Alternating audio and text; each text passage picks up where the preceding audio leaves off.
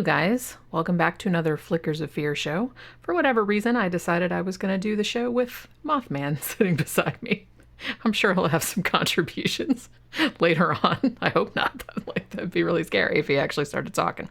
But yeah, so we're going back to my beloved giallo movies for this episode. And this was one, I've seen a lot of this guy's other giallo movies, but this was pretty much the only giallo movie that he made that I hadn't seen. This is the 1972 film, Your Vice is a Locked Room and Only I Have the Key. Yes, that is probably the best giallo title in the world. I will say that it's like, it doesn't really have anything to do with what happens in the movie. The reason that he called it that was because it's a reference back to the first giallo that he directed, which was The Strange Vice of Mrs. Ward. This was directed by Sergio Martino, in case I didn't mention that. And that was something that there was like some kind of plot point in that where a killer left a note to one of the victims that said that on it. And I guess he liked that phrase so much that he decided he was going to name a movie that, even though it doesn't really have anything to do with what goes on in the movie. The movie has a bunch of alternate titles, as a lot of Italian movies tended to do. Then the one that makes the most sense to me is Eye of the Black Cat, I believe was the name of it. There was another one called Excite Me, which is dumb as hell. I think that's what it was called in the UK, maybe. And one other title that wasn't really all that compelling. Eye of the Black Cat, probably the better title, just thematically, like in terms of what, I don't like that title as much as the actual title, but it actually does have more to do with what's going on in the movie. Because here's something that I wasn't really aware of before I watched this movie. And then, like, as I was watching it unfold, I was just kind of like, oh, okay, we're going that way with it. This is pretty much, it's like a giallo film, sort of. It's more on the erotic end of the giallo, because there's a lot that are like that, more than the bloody, gory end. There is a murderer running around who has, a bill hook, and he's cutting young ladies up. But that's kind of almost, I don't want to say it's like sidelined, but that's like not the main thrust of the plot. The main thrust of the plot is more like a weird sadomasochistic sort of like character study of this married couple and then this girl that comes there like later on. And then the second half of the movie is pretty much a straight up retelling of Edgar Allan Poe's The Black Cat, although a little bit different, but not really all that different. I mean, as soon as, because the cat like features very, very prominently in this movie. So once it got to that point where they were kind of going along those lines, I was just like, oh, okay, so we're doing The Black Cat. But I didn't realize that. You know what I mean? But it's weird because I feel like there's been a lot of adaptations of The Black Cat, and a lot of Italian ones, because there was Two Evil Eyes. That was George Romero and Dario Argento. They did an adaptation in there. I think Lucio Fulci at some point did an adaptation of it. So this one, it's not an exact adaptation because there's a lot of other shit going on in the first part of the movie, but pretty much the second half of the movie is straight up The Black Cat. So if you've read that Edgar Allan Poe story or have seen other movie adaptations of it, then you'll pretty much know where it's going. That said, though, I liked this one because it has some standard giallo elements, but it's sort of, I don't know if I'd say it like subverts them, but it does something different with it. And I actually didn't really guess where it was going, like toward the end. Like I didn't really guess who the killer was, and like it kind of surprised me a few times. As I said, if you're real into like Dario Argento's ones where like, these really spectacular, like gory kills, don't be disappointed, because this one, there's a couple, like I said, a couple girls get hacked up with a bill hook and shit like that, but it's not super gory. It's not super, I mean, the killings are very kind of workmanlike. This is more, it's more like a gothic giallo in a way. And as I said, it's kind of more interested in the interplay between these three kind of terrible characters and like all the shit that's going on around there. So basically, as I said, this came out in 1972. It was directed by Sergio Martino, who prior to this had done Strange Vice of Mrs. Ward. He also directed All the Colors of the Dark, which is probably my favorite one of his because it has like a weird psychedelic surrealist kind of thing, and there's like some witchcraft shit going on in there, and I always like that. He also directed The Case of the Scorpion's Tail, which is also pretty great. So what we have here is we have Luigi Pistilli, who was in, I believe he was in The Good, the Bad, and the Ugly. He was also in Bay of Blood, the Mario Bava movie. He plays this complete douchebag named Oliviero. And he lives in this villa, and he's a writer, and I guess he was a professor too, but he's sort of like over the hill, kind of washed up at this point. He hasn't really written anything in a long time, and he's a little bitter about it. Kind of an alcoholic, real kind of degenerate nobility type of character like he has going for him. So at the very beginning of the movie, we're at his villa, and he's having this party. And apparently, I watched another review of this where somebody else pointed out, I think it was Grumpy Andrew. I love him. Go check out his channel. But he was talking about this movie, and he said, you know, not only is the second half of this movie based on the Black Cat, but the first half has a little bit of, not exactly, but a little bit of a whiff of Mask of the Red Death to it, just in the sense that Oliviero is just kind of this degenerate fuckface who has this big villa, and he has all these lavish parties, and he's just like a terrible person. And so it has kind of that aspect to it. So at the very beginning, I guess I didn't realize this the first time I watched it, but then the second time I kind of like, it occurred to me that he's having this big party at the villa, and I guess it's a wake for his mom. Now, they don't ever say this outright in the movie, but it's implied that maybe he had some weird incestuous shit going on with his mom, because he for sure is like super obsessed with her. And there's a painting in the house of her, and I think she's supposedly dressed like Mary Stuart, and she's got kind of all the, royal finery on or whatever, and she's pictured there with her little black cat, whose name is Satan. And we'll get back to Satan in a minute. He's the best character in the movie, because you guys know how much I love cats. So he's having this party, and he invited all of these hippies from a nearby campground. So they're all kind of doing the shit, they're drinking, taking drugs, and then they start to sing along, which is horrifying. But I think so, because I should explain, the first time I started watching this movie, it got like 5 minutes in, and then it was just like the hippies started singing, and I was like, oh, Jesus Christ, okay, I can't deal with this right now. But it's really funny, because you really need to stick with it, because that's just like a what the fuck kind of moment. But after that, it's just like gets more normal, at least normal in the sense of like a giallo movie. But I was just like, why? We really didn't need hippies singing. Okay. But so at this party, we establish what a shithead Oliviero is, because his whole deal is that he pretty much lives to be a shitty person to his wife, Irina, who is played by Anita Strindberg, who she was in like a bunch of giallo movies. I think she's Swedish, I believe, and she was also a model. So he does this really gross shit where he's just kind of like, demeaning her and stuff. And then he goes around to all the other party goers, and because she doesn't want to drink, and he's like dumping all of their, half drunk wine and backwash into this fucking bowl. And then he like forces her to drink it. And then, as if he wasn't enough of a dick, then he proceeds to molest their black maid and say all kind of like racist shit. So it's just kind of like, he's just a special fella. So that kind of sets that whole thing up. So at the beginning, what we establish is that this guy's a shit. He's abusing his poor wife. He has a weird thing going on with his mom, who is now dead. And his mom has bequeathed him this cat named Satan, and the wife, Irina, really, really cannot stand this cat. And apparently the feeling is mutual. I guess the cat doesn't really like her all that much either. And I will warn you that, obviously they didn't do anything to harm an actual cat, at least as far as I know. But if you've read the story, the Edgar Allan Poe story, The Black Cat, like some pretty terrible shit happens to cats in it, and it happens in this movie too. So just kind of know that going in, because the cat in this is like super adorable. He's all like fluffy and black, and he has like big gold eyes. Super, super cute. Even though his name's Satan, I wouldn't hurt him, So at the beginning, you kind of have your standard giallo sort of thing. Now, the first victim of the killer, and this happens like pretty early in the movie, is this girl named Fausta.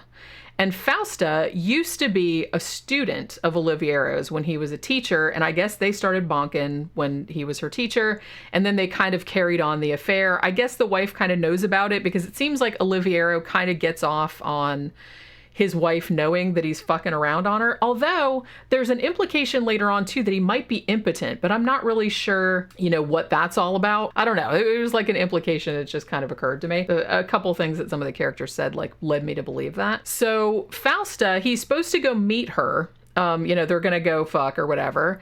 And then she ends up brutally murdered with a billhook at the site where she was supposed to meet him.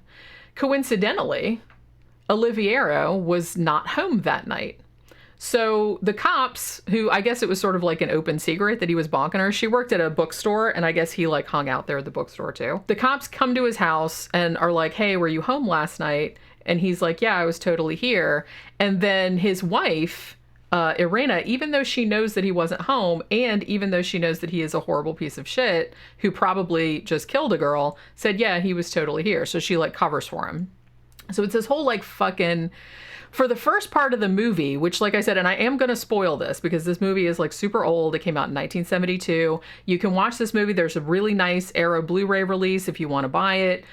You can also, I believe you can watch it on Amazon Prime, and you can also watch it on Shudder, at least in the United States. Not sure about other countries, but it's pretty, I think it was kind of hard to get for a long time, but it's pretty easy to get nowadays. I think, and you didn't hear it from me, but I'm pretty sure you can watch it on YouTube as well. So I'm not sure what the quality is.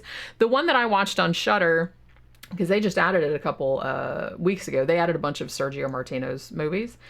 And the one I watched, this actually was not dubbed into English like a lot of the giallos were that, you know, got shown in this country. This was actually in Italian and had English subtitles. I think it was still dubbed because they dubbed all of them, as far as I could tell, because this has actresses and actors from that are not Italian.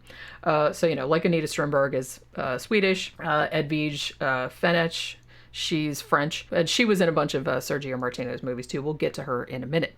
So there's this whole fucked up dynamic between Oliviero and Irena where he's just like the worst, and she kind of starts to suspect that maybe he's a murderer, but she seems like she's afraid to leave. So yeah, so there's that whole kind of thing going on. Like a couple other people turn up dead, and it does kind of seem like he's conveniently not home, like when it happens.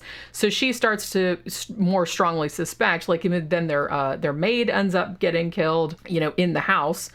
And so she's starting to suspect that her husband is a murderer.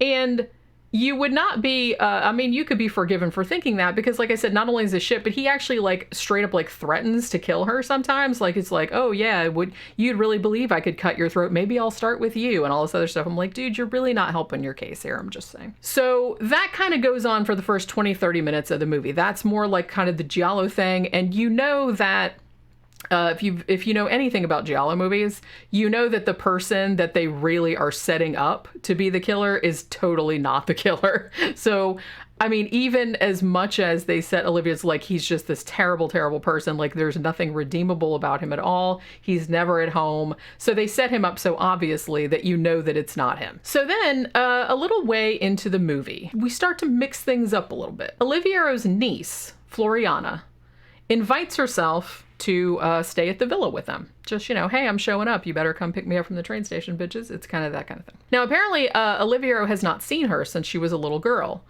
She turns up, and man, she ain't a little girl no more. And she's played by Edvige Fenech, who at the time and even nowadays, one of the most beautiful women, like in any of these movies, in movies of all time. She's just like supernaturally beautiful. Like I said, she was in a really lot of giallo movies, including several of Sergio Martino's ones. So she shows up immediately. Oliviero, even though he is her uncle, is just like hubba hubba. And so he's like, oh, of course you can stay here and all this other kind of shit. Not only is she like drop dead gorgeous, but also she's real sexually liberated. I think she has sex with pretty much every major character in this cast now that I'm thinking about it. And she's just kind of like, no complications, man. We're just gonna bang. It's fine. And Olivia is like, yeah, I'm into that action. So it's that kind of shit going on. I will say too, and I think I mentioned this earlier, this is way, way, way more on the kind of more smutty giallo angle than the gory. This is like straight up, there's like a lot of softcore porn. There's a lot of nudity, a lot of like prolonged sex scenes. So if that's like your bag, then you'll probably be into this kind of, it's not as sleazy as it sounds. It's a little bit sleazy, but it's mostly tasteful. But I mean, a lot of the sex scenes are obviously gratuitous, but you know, what wasn't, like, at this fucking era of movie making, particularly Italian movie making. And I think Sergio Martino did a lot of this. I think it's been a while since I saw The Case of the Scorpion's Tail, but I remember that being like pretty smutty too. It's just bouncing boobies everywhere, and lesbian love scenes, hetero love scenes. It's just everybody's banging everybody, and so it's fun for boys and girls alike. But yeah, so she shows up, and she pretty much immediately, the fascinating thing about her character, other than the cat, I think she's my favorite character in this, is that you're not entirely sure what her motives are, like when she shows up. Because it seems like as soon as she gets there, she immediately starts playing husband and wife against one another. So what she does is basically, she'll be like sympathizing with Irina. It's like, he shouldn't treat you like that. You should do something about it. And it's like, and she pretty much takes her to bed almost immediately. Irina seems very grateful because I guess she hasn't been getting any. So she's just kind of like becomes attached. And then, but she's also kind of like flirting with Oliviero, like in a kind of acerbic sort of way. And then they end up banging. And then also she, in some kind of random thing, which doesn't really, have anything to do with the plot, she starts fucking some like motorbike dude. I think they just wanted to put motorbikes in the movie. It's like, because I don't really think that guy figures into the plot that I remember, like in any significant way. She's just like some other guy that she's just like, hey, I'm gonna fuck this guy. I guess he sort of figures into the plot at the end, but it's like, I don't know. It's not like a big thing. It's sort of like a little side thing. So it just goes to show how sort of sexually liberated she is. She doesn't want to be tied down. She just wants to like bang whoever she wants to bang.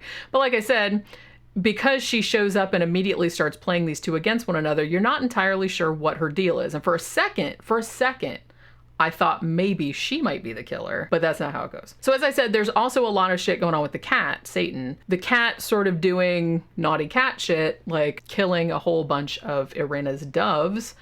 At which point Irina gets really mad and pretty much stabs out the cat's eye. So they don't show it super, I mean, they do, but it's like, it's obviously fake. Good, because I didn't want it to look real. And then the cat kind of runs off, and then the husband gets all pissed off of, what'd you do to my cat? And then you can like hear the cat kind of like yelling in the background. So like I said, if you're familiar with the Edgar Allan Poe story, you'll kind of know where it's going from this point. So after that, it's interesting because, like I said, the giallo aspect is really only happens in the first part. Like a couple people get killed. Oliviero is kind of the main suspect because, he was banging the first one, and it's like the second was their maid, and it happened in their house, and they didn't really have any other suspects and shit. But then he goes, but then the killer kills somebody else, this sex worker, like in a brothel, who didn't really have anything to do with anybody. And somebody else, like, I think the madam comes in and like whacks that dude on the head or something like that. And so they catch that guy. So that wasn't like who it was. But then you also see this other dude who's wearing like a very, really obvious gray wig, who's kind of like lurking around. And you do kind of find out who that is later on. So as it turned out, like I said, I am going to spoil it. So if you don't want to know, like, go watch it, because I'm going to tell you how it ends, because I actually really, really did like the way this ended, because I totally did not see this coming. Because Irina's character, who up until this point has been just a complete and total like victim. And you also kind of sense too, like I said, that she has some kind of like masochistic tendencies, because there's a couple of really weird scenes where like her husband will like fucking like smack her around and like call her this, that, and the other thing. And then they'll have sex and she seems like she's not into it, but then kind of also sort of into it. So I was like, well, maybe that's just her thing. I don't really know. So how the fuck is this going? So there was that kind of whole thing too, because I was like, why don't you just leave? And honestly, Floriana like tells her a few times, it's like, hey, we're on a picnic. It's like, he's standing right over there by the cliff. Why don't you go just like boop and like push him right off? And I was just like, yeah, do it, girl. But she doesn't. But that was like foreshadowing for later. So it turns out that despite her having seemed like a victim this whole entire time, it is actually Irina who has masterminded this whole plot. Not only, she reveals, did she kill Oliviero's mom before the events of the movie took place, but her and the dude with the gray wig also started killing other girls that they knew that Oliviero was banging, because they wanted him to suffer. They wanted him to be under scrutiny by police. They wanted this, that, because she was saying, you know, you're such a drunk now that you could have killed somebody and you wouldn't even remember it. So it was like really, really easy to even like make you question yourself, like whether you had done it or not. So she's pretty much engineered this whole entire plot from the beginning. She was the one that killed the maid. She was the one that killed all the girls from the beginning, like I said, so she could make her husband look guilty. Now, interestingly, what ends up happening with that is that after she reveals this to Oliviero, she kills him, and then her and Floriana are like, okay, well, we need to like bury this douchebag down in the cellar. And so that's what they do. But then at this point, Irina realizes, she's like, okay, well, now this bitch is like, has all this info on me, so I'm gonna have to like bump her off as well. So she gets the gray-haired guy, and then they set it up so that Floriana and the motorbike dude that she's banging get into a horrible accident, and they both die horribly. Then Irina, because she doesn't like loose ends, that, like I said, there was some foreshadowing of this at the beginning. The guy with the gray wig is just like, yeah, we did all this plot. And she's like, yeah, wasn't that awesome? It's like, we just figured everything out. I got the villa, I got all the money, I got all this other kind of stuff. He's like, I'm just going to stand right here by the edge of this cliff. And she's like, boop. She just like pushes him right off. So in a way, I was kind of like, everybody in this movie was so shitty that I was almost kind of like, yeah, man, you go, girl. Just get it. But as I said, if you've read the Edgar Allan Poe story, you know she's not going to get away with it, because what ends up happening is that the rag and bone woman, who we've seen a couple times like walking around in the movie, saw the cruelty toward the cat that Irina had been doing. She saw her stab the cat, and she reported it to the cops. So the cops, ironically, come to the house to investigate the animal cruelty thing.